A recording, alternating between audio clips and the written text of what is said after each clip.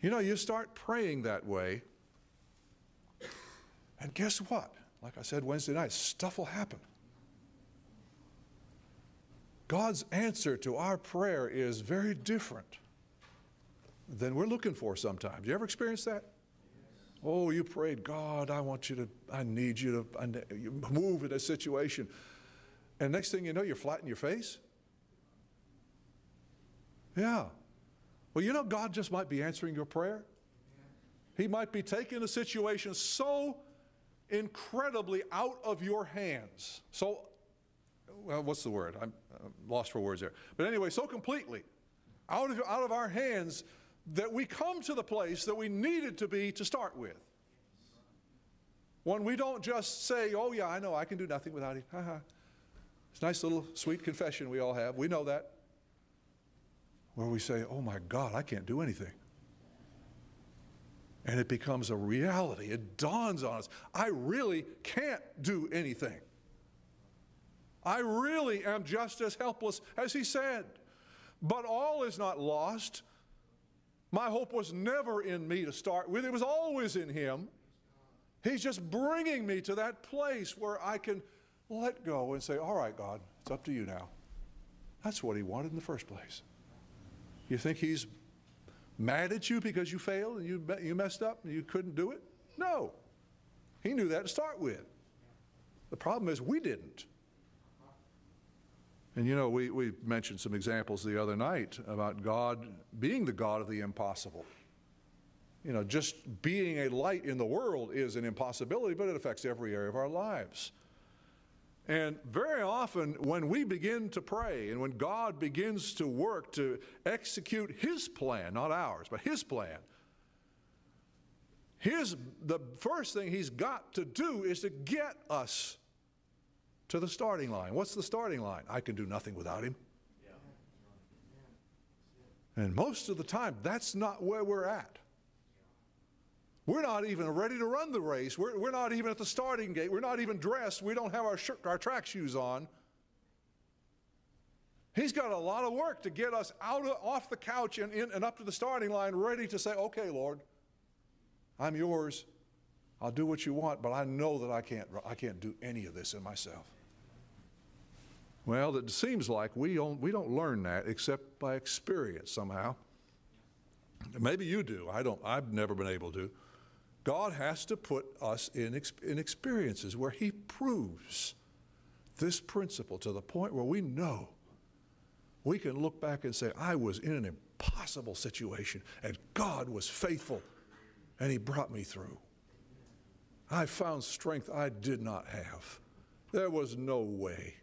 Every direction I looked, every door was closed and the wall reached to heaven. There was no way that situation could have been remedied. But it was. God worked, didn't He? How many times has God deliberately put His people in situations like that so that they would learn, so that His name would be glorified? So many things God accomplishes to bring reality to bear upon our own lives and our own circumstances. You know, we pointed out the example of the Israelites being led. Now, how did they get next to the sea? Well, I just told you, didn't I? I kind of tipped my hand. They were led there, weren't they? That wasn't put together very, very, very well, but you know, you're supposed to leave a little bit of guessing there. But anyway, they were led there, weren't they? God deliberately brought them. How many of you remember the movie, was it Exodus or Ten Commandments is what I'm thinking of. 10 Commandments. And Pharaoh's comment shows you the wisdom of the world. When he realized, he decided after he'd let the people go, and then he got all stirred up, I think, by his queen mocking him. And so he gets his army, and man, he's going to go out there and show them. And then he suddenly looks at their circumstances and said, boy, the God of Israel is sure a poor general to leave them to bring them to a place and leave them no retreat. Well, that's human reasoning, isn't it? But our God is a perfect general. He knows exactly how to lead us, and He is never stymied by such things.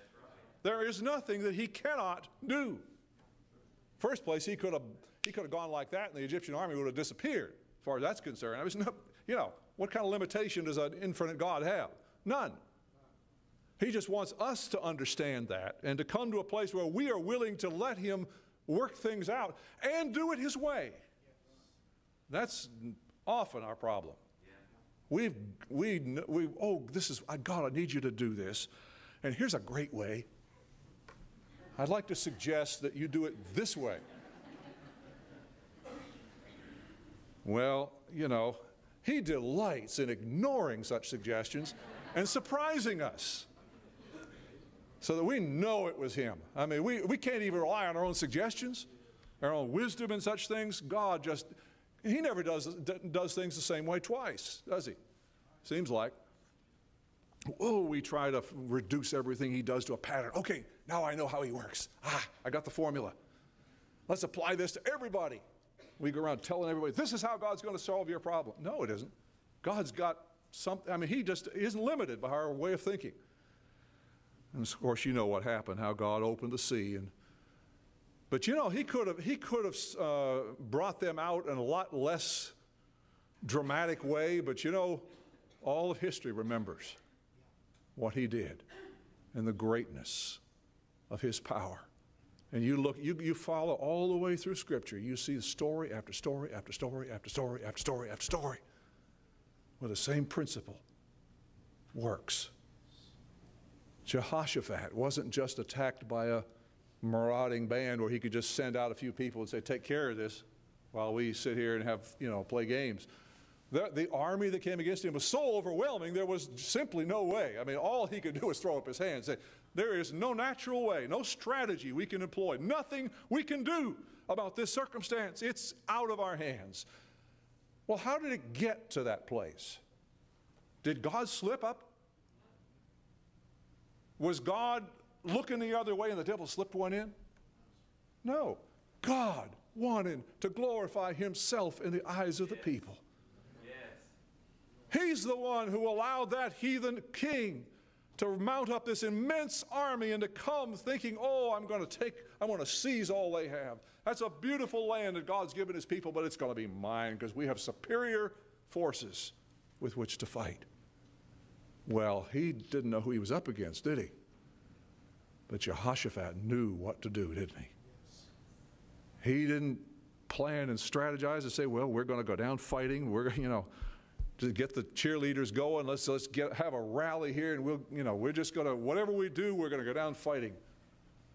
No, he didn't. He said, God, you're the one who gave us this land.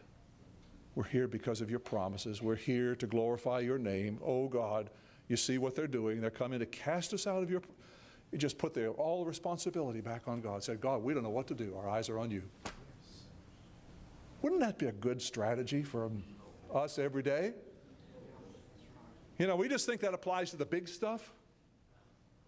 It applies to the little stuff.